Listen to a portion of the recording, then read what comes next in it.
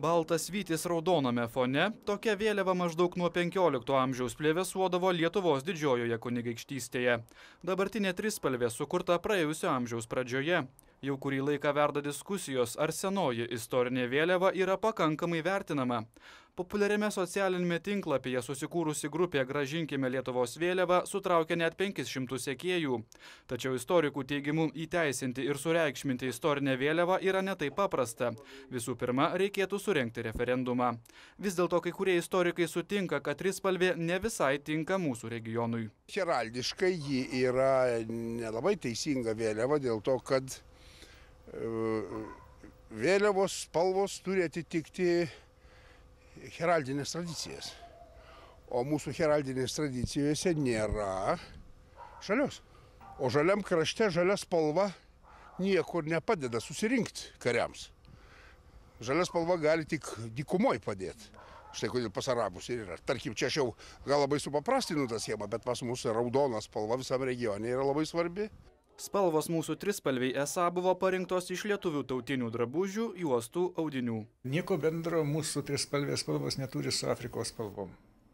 Ten, kur pas mus kinai ar kažkas, tai mūsų tokia pramonė pagamina tokių vėliavėlių šviesiai žalsvų, gelsvų ir raudonų, tai čia nėra mūsų spalvos.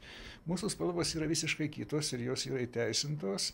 Tai tokių spalvų, žinoma, Europos heraldika nežino. Skirtumas tas, kad mūsų spalvos yra sodrios. Jeigu žalia, tai tamsesnė žalia, geltona tokia, ne geltona, sakysime, citrinus, bet daugiau truputį apelsiną. Reiškia, raudona tai ne gryna raudona, o truputį sodresnė į purpurą.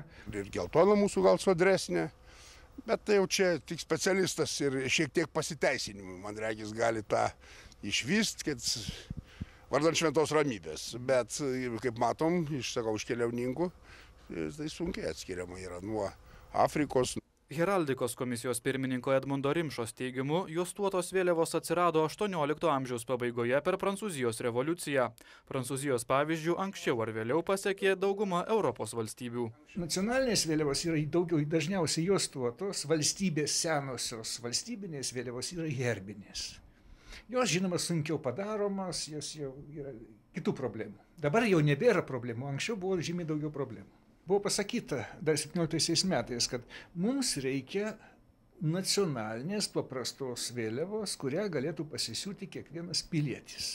Lietuvos valstybės istorinė vėliava šiuo metu plevėsuoja Valdovų rūmuose Vilniuje, Vytauto didžiojo karo muziejuje Kaune ir Trakuose. Kaip valstybingumo simbolis istorinė vėliava iškeliama valstybinių švenčių dienomis 5 kartus per metus.